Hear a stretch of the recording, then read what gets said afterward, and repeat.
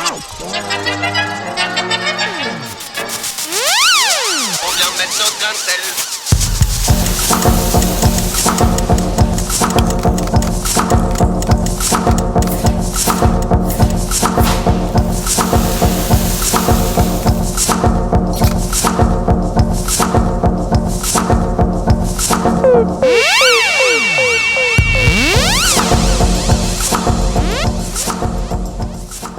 Bonjour à tous et à toutes, bienvenue dans Grain de Sel Télé, une émission produite par Travel Dog. Je suis ravie de vous retrouver depuis le port de Leucate avec Wayne, c'est la mascotte de l'équipage de Grain de Sel Télé.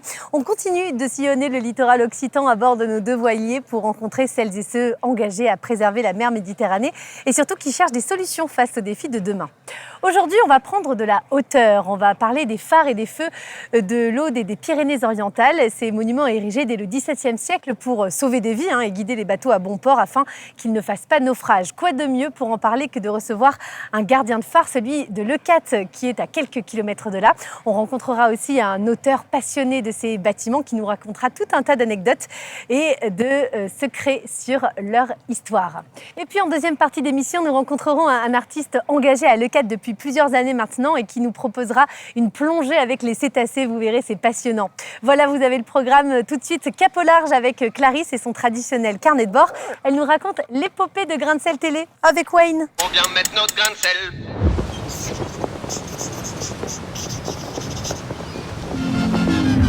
Heureux skis, comme Pénélope, ont pris le large pour changer d'horizon. Donc là on a le feu vert, on peut appareiller, on tire direction le sud, mais on attend un quart d'heure à peu près le feu vert d'Estelle pour hisser les voiles. Bon ben ok, on est parti alors. En naviguant au large des côtes des Pyrénées-Orientales, on voit les montagnes qui se versent dans la Méditerranée. La roche se mêle à l'eau, formant ainsi un paysage à la fois apaisant et impressionnant. Au sommet des montagnes, on distingue les tours Qatar. Auprès des skippers locaux, j'apprends que c'était un moyen de communication à l'ancienne.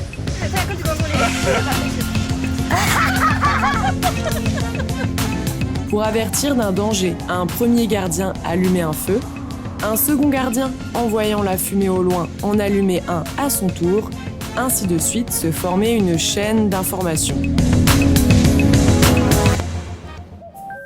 Je m'amuse à comparer cette méthode avec nos moyens de communication actuels. Aujourd'hui, en un seul clic, on est en contact avec le monde entier de manière instantanée. L'occasion de faire une dédicace spéciale à ceux qui se sont occupés d'alimenter nos chaînes de réseaux sociaux. C'est ma story! Priorité à Grain de Sel. Les community managers Jade et Jérôme qui postent chaque jour des stories avec amour. Tiens, regarde, Cécile est toute mignonne là. Ah mais attends, mais elle a une voile trop belle. Après avoir imaginé les Qatars communicants, c'est un autre voyage dans le temps qui s'offre à nos yeux. La fête de la Saint-Pierre. La fête Saint-Pierre. La mer, avec ses reflets d'argent, est remplie de barques catalanes anciennes, peintes et entretenues dans le respect de la tradition. Les couleurs jaunes et rouges dominent, les couleurs de la Catalogne. Une personne du coin m'explique l'origine du drapeau de la Catalogne. Après une bataille, le roi des Francs aurait passé sa main dans les blessures du glorieux comte Guifred le Velu. Il aurait ainsi formé les 4 rayures rouges en essuyant ses doigts ensanglantés sur le bouclier de ce dernier avant qu'il ne meure. Nous avons reproduit le soir même le drapeau sur nos joues, pas avec du sang, mais cette fois avec des paillettes rouges, plein de lumière pour être visible par les phares. Je crois en la chaleur du jour.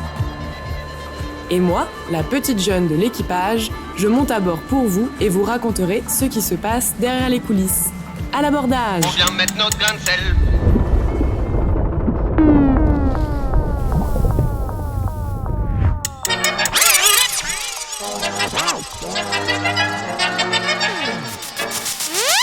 Il n'y a pas qu'en Bretagne s'il y a des phares d'exception, l'Occitanie et plus particulièrement l'Aude et les Pyrénées-Orientales sont plutôt bien dotés en la matière. Je vous laisse juger. 2 grands phares, 3 feux de jalonnement et une centaine de balises lumineuses. Du phare de Cerbère au Cap Béar en passant par Port-la-Nouvelle, chaque bâtiment a été construit dans un but bien précis, guider les bateaux à bon port. Chaque phare, on va le voir, a son histoire, a sa carte d'identité. Avec les nouvelles technologies, avec le GPS, certes, parfois l'utilité des phares et des feux a un peu été remise en doute. Ce n'est pas le cas des phares dont nous allons parler avec mes 2 invités de ce soir. Nous sommes à Leucate, je vous le disais, et non loin d'ici, il y a l'un des 2 grands phares de l'Aude et des Pyrénées-Orientales, phare dans lequel vous vivez, Laurent Simon. Bonsoir. Donc vous vivez dans le phare de Leucate, mais ce n'est pas tout. Vous êtes surtout technicien au service des phares et balises. Vous vous occupez de tous les feux de l'Aude et des Pyrénées-Orientales, c'est ça? C'est ça. Voilà, mon boulot consiste à faire la maintenance préventive et curative des ESM, voilà, des établissements de signalisation maritime pour le compte de l'État. Ça fait 35-36 ans, c'est ça que vous faites ce métier? Ça fait 35 ans que je suis au service des phares et balises. J'ai commencé un peu en Bretagne, à l'école des phares et balises, les dernières années où l'école a existé à Brest. Donc j'ai fait 1 an d'école, c'était l'école des gardiens électromécaniciens de phare. Et là-bas, j'ai suivi des stages sur différents établissements, l'île de Saint, l'île Vierge, Armen. Et au bout de la formation, j'ai été nommé en Corse pendant 9 ans, avant de venir en 95 au phare de Leucate. Au phare de Leucate, donc vous avez toute la mémoire, vous êtes un pionnier un peu, ou du moins l'un des derniers gardiens de phare, du temps où on appelait ça, on vous appelait gardien de phare. Gardien électromécanicien de phare, pour être précis. Voilà. Vous allez nous en parler. Et vous, François Brun, bonsoir. Alors vous êtes navigateur, plongeur, passionné de phares d'Occitanie. Vous avez d'ailleurs écrit un superbe livre que je vous recommande, publié aux éditions Tech Épave, un livre rempli d'anecdotes, de croquis, de plans sur l'histoire des phares de l'Aude et des Pyrénées-Orientales. C'est absolument passionnant, on y apprend plein de choses et d'ailleurs vous allez nous régaler de toutes les anecdotes que vous avez glanées au cours de vos recherches. Merci beaucoup messieurs d'avoir accepté notre invitation ce soir. On va d'abord faire un petit point lexical sur ce qu'on appelle phare, ce qu'on appelle feu, ce qu'on appelle balise. De quoi on parle exactement quand on dit phare? Voilà, on parle des phares, c'est ce qu'on appelle les grands phares, les feux d'atterrissage. Ce sont des feux qui ont une portée au minimum de 20 000 nautiques, voire après beaucoup plus, comme le phare de Béar qui a 35 000 nautiques. Voilà, c'est des phares qu'on aperçoit, avant de voir la côte, on aperçoit le signal lumineux. Voilà, c'est ce qu'on appelle un grand phare ou un feu d'atterrissage. Après, on a ce qu'on appelle des feux intermédiaires, ce qu'on appelle des feux de jalonnement, comme vous l'avez cité tout à l'heure. Vous avez parlé du phare de Cerbère qui indique l'entrée du passage de l'Espagne à la France. Voilà. Entre le phare de Béar et le phare de Leucate, on a ce qu'on appelle aussi un autre feu de jalonnement qui se trouve sur la plage de Canet. Donc, c'est un petit phare qui est installé et qui a une portée entre 10 000 nautiques et 16 000 nautiques. Et vous en avez un autre à Narbonne-Plage de feu de jalonnement. Et après, il y a toutes les petites balises qui déterminent l'entrée des ports, les balises vertes et rouges. Puis après, vous avez tout ce qui est bouée cardinale, comme les parcs conchinicoles ou les marques, comme il y a 2 grands ports aussi, il faut le citer, il y a 2 grands ports de commerce quand même, un Port-Vendre et un Port-la-Nouvelle. Donc, il y a aussi du balisage un peu particulier dans chaque port pour accueillir les gros bateaux qui y rentrent. Il y a un homme qu'on aime beaucoup ici, François Brun, François Arago. On le voit un peu partout dans les Pyrénées-Orientales, dans l'Aude aussi. François Arago a été très important dans le fait que la France a été reconnue comme pionnière dans l'installation des phares. Oui, c'est exact. François Arago a eu un rôle déterminant qui est finalement pas très connu dans le Roussillon sur les phares. Et il est rentré à la commission des phares en 1813, si je me souviens bien. Et il était évidemment déjà un grand scientifique, spécialisé dans l'optique, dans l'astronomie.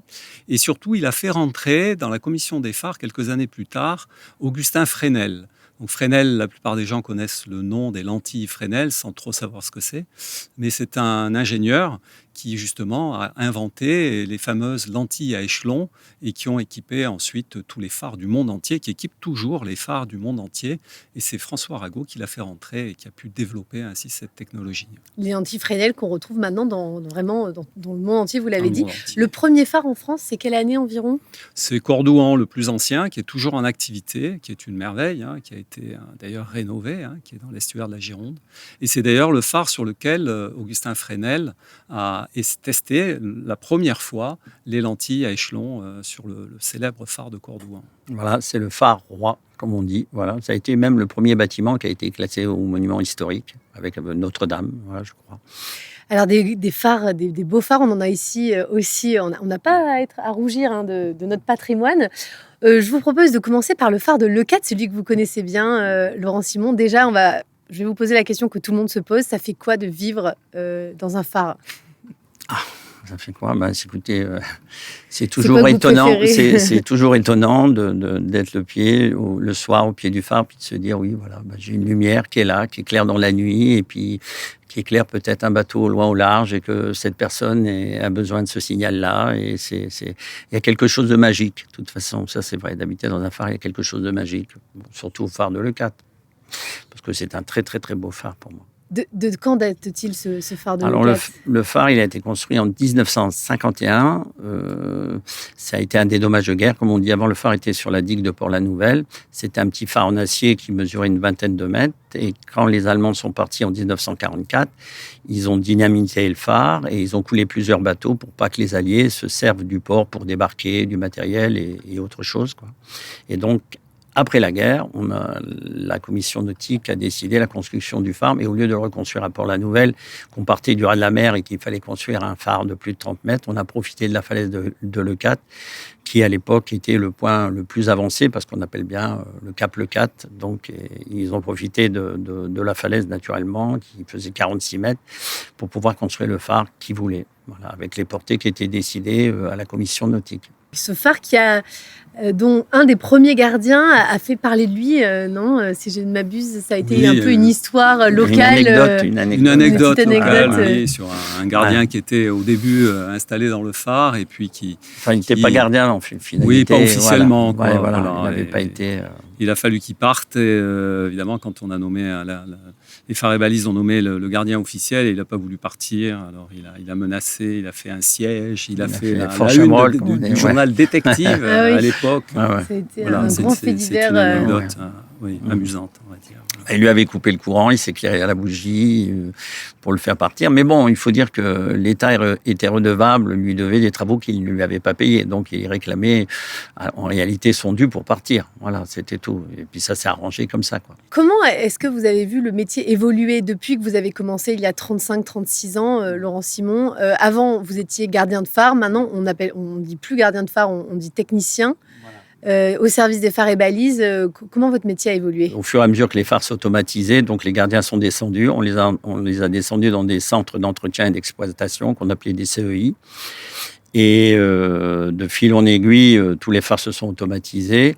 Donc, on a créé donc ces CEI et qui agissaient, ils avaient la responsabilité d'une partie de la côte pour pouvoir intervenir, comme je vous disais, pour faire du dépannage, de la maintenance et de la modernisation. En fait, vous faites le tour des phares et des feux et vous vérifiez que tout contrôle bien, que tout marche bien. Et quand il y a une panne, c'est vous qui allez, voilà. Commander la pièce pour réparer. Voilà, exactement. Aujourd'hui, je suis donc technicien, comme vous l'avez dit, et je dépends du service maritime, et je dépends de la DIRM. C'est la Direction interrégionale de la mer, qui est basée à Marseille, qui regroupe tous les services, c'est-à-dire les gens de mer, les centres de sécurité des navires, les affaires maritimes, les crosses et les phares et balises à l'intérieur.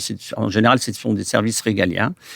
Et sur la côte, on est disséminé en COB, en centre d'opérationnel de balisage. Donc, il y en a un à Nice, il y en a un à Toulon, il y en a un à Marseille, il y en a un à Sète. Et là, dans chaque centre, il y a plusieurs ouvriers spécialisés, un peu de toutes sortes de corps de métier qui sont là pour intervenir sur les établissements de signalisation maritime. Mais moi, je suis technicien. Moi, je m'occupe que de la partie active des feux, c'est-à-dire les cartes électroniques, les batteries, tout ce qui est... Voilà. Et je fais du dépannage, de la modernisation et de l'entretien. D'ailleurs, le phare de Leucate, c'est un des premiers phares. Il y avait en tout cas un projet de le faire fonctionner avec l'énergie éolienne. Enfin, en tout cas, les phares ont été là où on a testé l'énergie solaire, les énergies renouvelables, c'est ça ? Oui, j'ai trouvé dans les archives justement des projets sur l'éolien lorsqu'ils ont construit le phare de Leucate. Bon, ça s'est pas fait, mais en parlant du solaire aussi, le premier feu, le feu de jalonnement de Cerbère, ça a été le premier feu d'Europe qui a fonctionné à l'énergie solaire au début des années 80, je crois, hein, Laurent. Oui, voilà, c'est ça. Les phares et balises, enfin, ont innové beaucoup, comme on voit déjà rien qu'avec Augustin Fresnel, mais ça a été vraiment un service de pointe. Hein. Vraiment, si on a des panneaux solaires, si on a des éoliennes, ça a été les premiers services de l'État à en être les initiateurs, quoi. D'ailleurs, vous-même, vous avez une éolienne à dynamo, c'est ça? Oui, j'ai récupéré une vieille éolienne qui servait pour les essais. Oui, voilà, à l'époque, on faisait des tests et c'est une éolienne qui tourne verticalement et en bas, il y a une dynamo comme sur les vélos qui fournit un courant, mais bon, qui n'est pas régulier, quoi. Mais c'est les premiers essais qu'ils ont fait. Voilà, exactement. On va avancer un peu plus sur la côte rocheuse. C'est l'occasion de montrer l'image du jour, image qui nous a été fournie par vous, François Brun. Merci, très belle photographie prise en vue aérienne du phare très connu ici, le phare du Cap Béar. Ce phare du Cap Béar, donc François Brun, qui, et peu de gens le savent, en tout cas peu de gens le savaient quand vous avez fait vos recherches et quand vous avez écrit votre livre, ce phare, il n'a pas été construit là à l'origine, c'est ça? Il y en avait un autre. Voilà, il y a eu un premier phare qui est absolument méconnu, même des Port-Vendrais. Hein. Je me souviens qu'à Port-Vendre, j'avais dit, mais vous savez qu'il y avait un phare en haut du mont Béarn. Ils m'ont dit, mais non, il n'y a jamais eu de phare, les Port-Vendrais de souche. Hein. Mais si. Alors quand je montrais la photo, les vieilles cartes postales, oui, tiens. Effectivement, ce phare a été construit lors du grand projet en France de la construction des phares du littoral français, dans le rapport des phares de 1825. Et il a été construit en 1836. Sur le mont Béarn. Sur le mont Béarn, c'est-à-dire sur la colline qui domine Port-Vendre. Voilà. Et sur la partie inférieure, où actuellement il y a le phare du Cap Béar, il n'y avait rien, il n'y avait que le sémaphore qui avait été ensuite construit. Et finalement, ce phare a été, après la guerre de 1870, a été entouré et ceinturé de remparts, de fortifications pour protéger la frontière. Et petit à petit, c'est devenu un lieu militaire où, je sais, j'ai trouvé des anecdotes où les gardiens de phare devaient absolument capitonner l'ensemble des lentilles et des vitres à chaque coup de canon d'entraînement. C'était quelque chose de tout à fait... pas du tout adapté au phare. Et donc, il y a eu un projet ensuite qui a été établi par la commission des phares et balises de supprimer ce phare et de le construire sur l'emplacement actuel du phare du Cap Béar, lui qui a été construit en 1905. Et pourquoi vous savez pourquoi ils ont changé d'emplacement comme ça? Alors, ils ont changé d'emplacement. C'est vrai qu'au départ, à la fin du 19e, au début du 19e, ils avaient prévu de construire le phare près de la côte, près des rochers. Et finalement, ils ont préféré avoir un point de vue beaucoup plus haut, beaucoup plus en hauteur, pour qu'il y ait une vue plus large. Mais en réalité, dans les années 1880, la plupart des capitaines de bateaux se sont plaints aussi qu'il y avait énormément de brume. Ce qu'on voit d'ailleurs actuellement, quand le temps est brumeux, qu'il y a du sud-est, on voit que la brume se fixe sur la partie haute du mont Béarn, alors qu'il y en a moins sur la partie basse. Et donc, ça a été aussi un des éléments qui a justifié le déplacement du phare, voilà, qui est actuellement sur la côte, sur la partie rocheuse, au-dessus des falaises. Une petite précision, justement, là on parle du phare du Cap Béar. Le scintillement lumineux n'est pas le même que pour le phare de Leucate, c'est ça? Chaque phare a son propre code? Oui, chaque grand phare a sa carte d'identité, comme on dit. Elle est définie par la forme de la lentille puis la vitesse de rotation. Ça, c'est unique. Hein. Chaque grand phare a son propre rythme. Et c'est fait exprès pour pas qu'on se trompe. Voilà. Par exemple, pour Béar, c'est 3 éclats réguliers toutes les 15 secondes. Et pour le CLAT, c'est 2 éclats réguliers, c'est 2 éclats toutes les 10 secondes. Voilà. C'est comme ça qu'on connaît l'image de chaque phare, de nuit. C'est inscrit sur les cartes maritimes. Voilà. Et de jour, il y a des amers qui sont précisés, la couleur, la hauteur, aussi qu'on puisse les reconnaître de jour. Pour que les marins puissent s'y retrouver. Il y a un projet concernant ce phare du Cap Béar, c'est de le faire visiter au public. Pourquoi ce serait important ? C'est important pour tout simplement protéger le patrimoine des phares. Parce que ce phare maintenant n'est plus gardé d'ailleurs, puisqu'avant il y avait un gardien il y a longtemps, il y a quelques années, qui était à Demeure, Laurent. Oui, et après, le gardien a été installé au Fanal. Et puis... le dernier gardien, non, en réalité, le dernier gardien, il est parti dans les années 87. Ouais. Et après, il n'y a plus eu personne après 87. Après, il y a eu quelqu'un qui est Jean-Louis Non, mais Jean-Louis, il était installé à Fort-Fanal. Et avant, il y avait, avant, il y avait Provost qui était aussi installé à Fort-Fanal. Mais il n'y avait plus personne depuis 87, je crois. Il n'y avait plus personne au phare de Béart. Donc, voilà. Et donc, l'entretien du phare, parce que c'est un boulot, un phare comme ça, le phare du Cap Béart, il est considéré comme le plus beau phare d'Occitanie, le phare du Cap Béart, construit en 1905 avec des matériaux absolument magnifiques. C'est une merveille, c'est une vraie merveille, mais finalement, il n'y a plus personne pour l'entretenir. Donc le fait de l'ouvrir au public va permettre justement de l'entretenir et puis de préserver ce patrimoine, effectivement. Et cette mémoire aussi, parce qu'avec la fin de l'école des gardiens de phare, il y a aussi une culture du phare, c'est ça qui se perd, Laurent Simon ? Elle se perd avec les derniers gardiens qui sont partis, les derniers techniciens comme moi qui ont fait toute leur carrière. Effectivement, le métier change complètement, ça c'est vrai complètement. Ça. Et c'est quoi cette culture alors, par exemple La culture, c'est quand je suis rentré au phare et Balises, j'ai compris que c'était une famille, une grande famille. C'est que on était 350 gardiens à peu près à l'époque, qui vivaient dans des phares et on était tous, on n'avait pas la peine de se parler, il y avait quelque chose qui communiquait directement et c'était important, quoi. On savait de quoi on parlait et puis on avait la chance, surtout c'est ça, c'est que vivre ce métier-là et avec la fin de ce métier-là, c'était quand même une aventure parce qu'il y avait 2 siècles et demi de gardiens de phare derrière nous, quoi. Je veux dire, les premiers phares gardiennés, c'est 1680-90, quoi. Donc il y avait toute cette culture qui était là. Et comme je disais tout à l'heure, moi, je suis arrivé à la fin de cette culture. J'ai connu cette famille où il y avait tous des codes. Il y avait beaucoup de codes.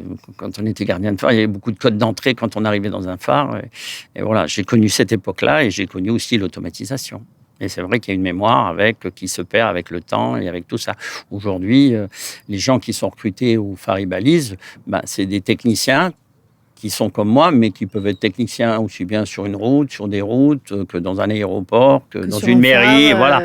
Et il n'y a pas à se passer. Mais c'est normal, on est dans l'ordre des choses de la modernisation, on avance à la permanence, voilà, on est un petit peu. Mais on retrouve cet esprit d'ailleurs quand j'ai fait les archives et j'ai épluché les rapports de la commission des phares et puis j'ai vu tous les rapports des ingénieurs des ponts et chaussées. Et c'est vrai que j'ai été très touché par la qualité de travail de ce service des phares et balises, par le sérieux, par le souci d'économie aussi financière, c'est-à-dire qu'on donnait l'autorisation à un phare si vraiment c'était justifié. On trouve dans les écrits, dans les archives, justement, énormément de détails et je crois que ça rejoint cette culture des phares qui est vraiment ancrée dans cette maison des phares et balises. Ça, c'est sûr. Oui, vous avez été étonné de tant de précision, de tant de rigueur dans même la consignation de tous les détails de la construction. Tous les détails, tout est fait. Et puis d'ailleurs, quand on regarde le phare du Cap Béart, ce sont des phares qui sont faits pour durer. Quand on voit la construction magnifique, quand on voit l'escalier monumental, là, avec chaque marche est fait avec du marbre rose de Villefranche de Conflans, juste à côté du lieu où j'habite, puisque j'habite à Prades. Chaque pierre a été sculptée, chaque marche d'escalier taillée sur place. C'est un travail. C'est un travail de fou. Et imaginez qu'il y avait pratiquement pas de transport, il n'y avait pas de camion. Et puis ça s'est fait très rapidement en plus. Il n'a pas fallu pas longtemps pour le construire, le phare. Il a été construit en combien de temps Ils ont commencé à faire le chemin d'accès parce que, évidemment, c'est un promontoire, c'est un site. C'est pour ça que souvent les sites des phares sont très beaux parce qu'on les met sur des promontoires, on les met déjà dans des lieux qui sont en soi très beaux. Et donc faire une construction sur un très beau site, évidemment, ça complète le lieu. 1902 pour faire le chemin d'accès, et puis ensuite, il a été allumé en octobre 1905. Et il faut dire aussi il y a une lentille quand même, une des plus grosses lentilles de Méditerranée. Elle fait presque 3 mètres de haut et elle est sur un bas de mercure monumental, quoi. Elle a été exposée à l'exposition, et justement, tu en parlais tout à l'heure, à l'exposition de 1900. La lentille du Cap Béart a été exposée en 1900 et ensuite elle a été installée en 1905 au phare du Cap Béart. C'est une lentille, c'est une merveille. Chaque lentille est unique, elle a été fabriquée sur place, les anneaux étaient taillés, tout était vraiment, à l'époque, ils se donnaient les moyens. Et même l'escalier, en dehors de l'escalier, il y a toutes les opalines. Les murs en opaline. Tout le mur en opaline vert pâle, là, c'est très vrai beau, que c'est important qu'ils se voient. C'est important parce que c'est aujourd'hui, on ne pourrait pas refaire ce genre de travail. Je crois on ne retrouverait pas les artisans pour pouvoir faire ce travail-là, quoi. Et c'est dommage que ça fait quand même 30 ans qu'il est fermé au public. Et l'ouverture au public va permettre cet entretien. Voilà, c'est ce que disait François. Ça serait une bonne chose. C'est une très bonne chose. Très bonne chose. Pour sauver notre patrimoine, il faut l'ouvrir au public. Les gens aiment les phares. Ah oui, Moi, j'ai été toujours très surpris quand j'ai fait ce livre. Et énormément de gens s'y sont intéressés, des gens qui ne s'intéressent pas spécialement à la mer ni à la navigation. Et les gens aiment les phares. C'est resté dans l'imaginaire. Le phare, ça reste souvent les questions se posent, je le vois bien un petit peu. Ça fascine. Ça reste, ça fascine dans la mémoire des gens. C'est vrai. C'est salvateur aussi, c'est fait pour sauver des vies. Ça a été fait pour ça, les phares. Pour empêcher les naufrages et sauver des vies. C'est fait pour ça. Donc ça a une très belle image. Et les Bretons ont été évidemment un peu les précurseurs. Mais c'est aussi pour ça que j'ai fait ce livre. J'ai voulu montrer qu'on avait ici des trésors, des vrais trésors, comme le Cap Béar, qui est une merveille. Cap Béar, le feu du Môle, Fort Fanal, c'est pareil. Il y a vraiment des beaux bâtiments et vraiment qui méritent qu'ils soient ouverts au public. Et puis les phares, ça s'adapte aussi au port très rapidement parce qu'il nous reste peu de temps, mais il y a le port de Port-la-Nouvelle qui évolue, qui se modifie. Le phare de Port-la-Nouvelle, c'est aussi un bon exemple. C'est exact, c'est un bon exemple. Et quand j'ai commencé mon livre, je me suis dit, je vais faire les phares des Pyrénées-Orientales, du Roussillon et de l'Aude. Port-la-Nouvelle, ça va peut-être me prendre 5 pages à faire. Et puis, je me suis plongé dans les archives. J'ai mis 2 ans pour faire ce livre. Et dans les archives, au fur et à mesure, Port-la-Nouvelle, et finalement, c'est devenu le plus gros chapitre du livre. Pourquoi ? Parce que le port a évolué par la construction de jetées au fur et à mesure vers le large, parce qu'il y avait un ensablement important. Et à chaque fois qu'ils ont fait une jetée, ils ont fait un phare. Donc à chaque fois. Donc l'histoire des feux, par système de bond, l'histoire des phares de Port-la-Nouvelle, des feux de Port-la-Nouvelle, elle est merveilleuse, elle est magnifique. Et elle continue. Elle continue aujourd'hui. Elle continue aujourd'hui, puisqu'on a grandi le port de Port-la-Nouvelle.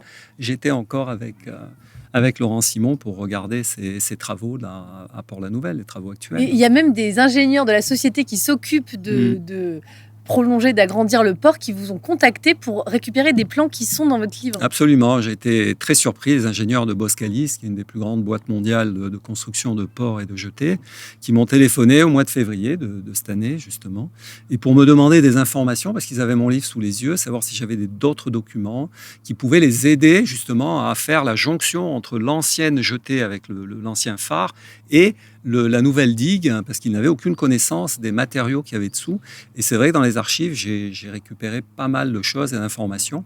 Et donc, ça m'a vraiment très surpris qu'on fasse appel à moi pour des documents comme ça. Preuve encore que les archives dans le domaine sont très riches et servent encore à quelque chose. Ça sert à quelque chose, les archives. Même moi, j'ai appris plein de choses dans son livre. Comme quoi, on ne sait pas tout, mais j'ai appris beaucoup de choses dans le livre de François. Mais messieurs, cette riche discussion et passionnante discussion touche à sa fin. Un petit mot pour nos téléspectateurs et nos téléspectatrices. On a l'habitude de vous demander une recommandation. Qu'est-ce que vous voudriez partager avec eux, François ? Moi, si j'ai un conseil à donner à quelqu'un, c'est d'aller sur le promontoire au pied du Cap Béar, un jour de tramontane quand il y a 120 ou 130 km/h. C'est absolument magique, c'est impressionnant. Restez prudent quand même, parce que pour y avoir été, ça souffle quand même très fort. Il y a de l'émotion. Et moi, je dirais de venir sur le plateau de Leucate, faire une petite visite avec moi, que j'organise avec notre association, DPPM, Découverte des phares et du patrimoine maritime. Et je fais une découverte du phare et aussi du plateau, parce que le plateau, c'est vraiment un écrin vert sur ce plateau-là. C'est magnifique, quoi. Voilà. Merci beaucoup, messieurs, d'avoir partagé tout votre savoir avec nous. C'était encore une fois très passionnant. Merci à vous d'avoir suivi ce débat. Tout de suite, on retrouve le reportage de notre équipe de Grain de Sel Télé. On vient mettre notre grain de sel.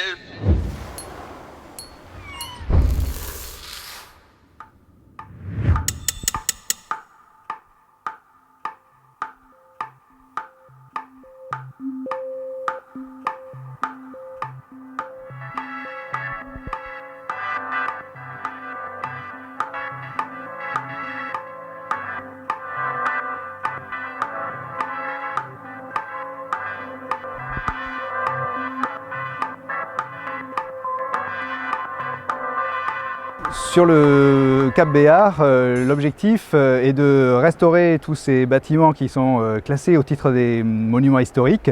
Et là, on apporterait donc une fonction complémentaire qui est une visite de ce patrimoine maritime, en plus de la fonction de signalisation maritime qui, elle, perdure, puisque le phare du Cap Béar a toujours un rôle important pour la sécurité maritime. Alors, le clou du spectacle dans cette visite, ce sera évidemment de pouvoir accéder au sommet du phare et de pouvoir accéder à cet escalier dont les parois sont couvertes d'opaline. C'est un phare qui est extrêmement riche au niveau des matériaux de construction. Donc le phare en lui-même, la tour, pourra être visitée.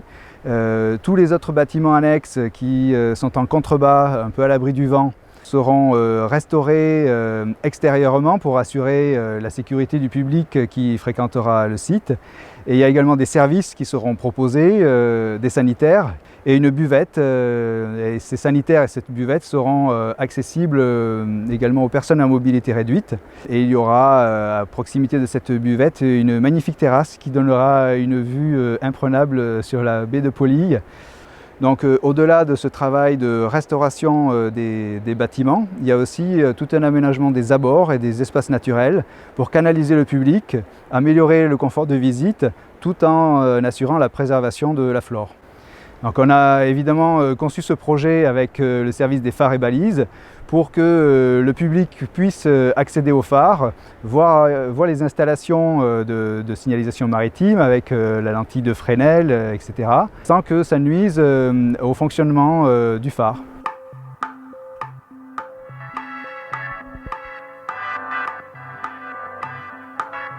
On vient mettre notre grain de sel.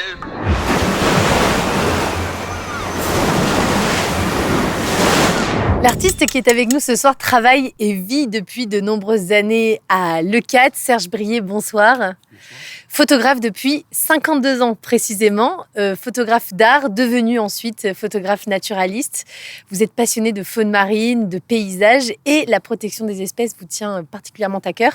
Les photos qu'on peut voir derrière nous, elles sont tirées d'une exposition qui s'appelle Wild Leucate Sauvage. Donc ce sont des photos de cétacés entre autres. Elles ont toutes été prises sur la côte sableuse ici, c'est ça ? Oui, à proximité de Leucate, dans une zone qui est à peu près de 50 km². Donc à peu près à 10 km de la côte de Leucate au maximum.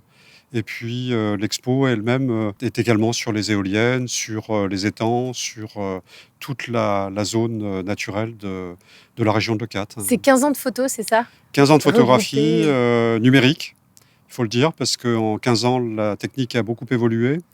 À quel moment on passe d'un observateur à un photographe à... Le moment où j'ai envie de sortir l'appareil photo, c'est celui où effectivement il y a un instant de communication qui se fait entre moi et ces animaux sauvages.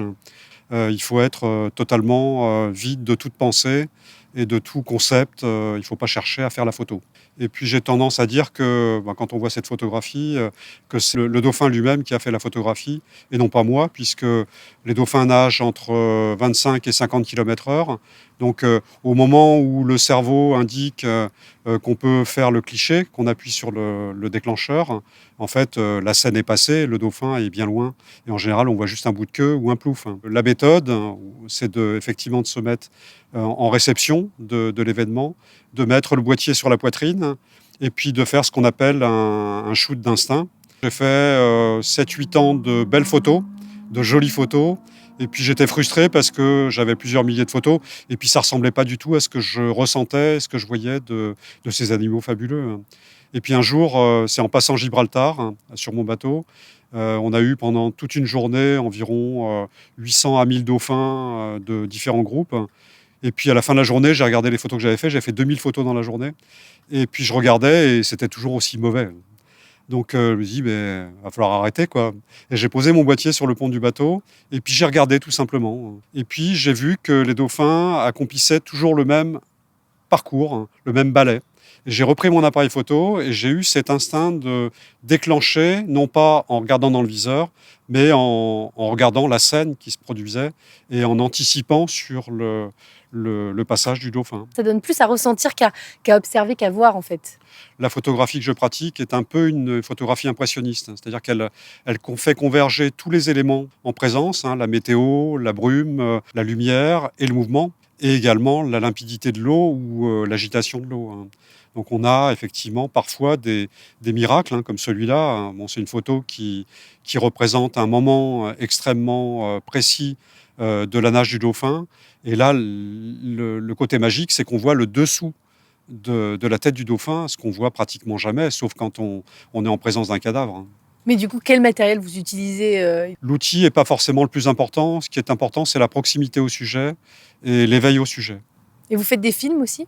Oui, je fais des vidéos, donc j'ai pour habitude de faire le complément des photographies avec de la vidéo. On voit un extrait d'ailleurs qui défile sur les voiles du voilier de Grain de Sel en ce moment. Et vous avez lancé par la suite une ONG qui s'appelle Les Peuples de la Mer, c'est ça? Oui, tout à fait.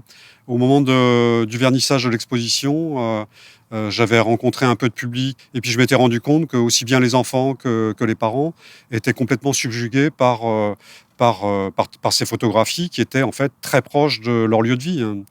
Je me suis rendu compte qu'en fait, les gens étaient absents de toute connaissance de leur milieu marin. Donc je me suis dit quand même, là, il y a quelque chose à faire à la fois sur le plan éducatif et sur le plan éveil, parce que c'est des espèces fragiles et il faut les protéger.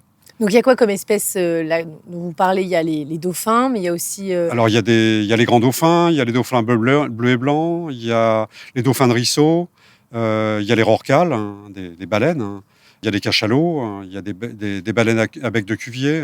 Mais on en voit souvent par ici, Alors, des grands cétacés comme ça? On en voit pourvu qu'on désire s'engager en mer assez loin, puisqu'ils se trouvent sur les canyons. Et le principe de votre ONG, vous organisez des expéditions, c'est ça, des expéditions citoyennes, des missions citoyennes? En fait, le but de l'ONG est de faire ce qu'on appelle un état antérieur de la zone, c'est-à-dire de mieux connaître scientifiquement la zone, en faisant des comptages, en faisant des sorties régulières en toute saison et arriver à poser vis-à-vis des projets industriels, notamment le projet des éoliennes flottantes de Leucate, la réalité de cette zone qui est vécue, c'est des lieux de vie, de reproduction, de nourrissage de ces espèces de mammifères marins et depuis des millénaires. Mais ce qu'on voit nous, c'est qu'il y a des espèces, des groupes de grands dauphins qui vivent à proximité de la falaise et qu'on retrouve quotidiennement dans cette zone-là. Donc c'est vraiment leur lieu de vie.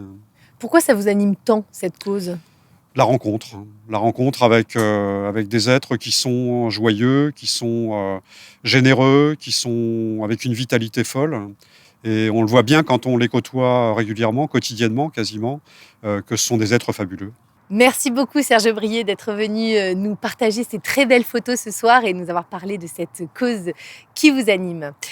Grain de Sel Télé, c'est terminé pour aujourd'hui. Merci beaucoup d'avoir suivi ce numéro. N'hésitez pas à nous suivre sur Instagram, Facebook. Je vous retrouve bientôt pour une prochaine émission. Et en attendant, prenez soin de vous et surtout de la mer. On vient mettre notre grain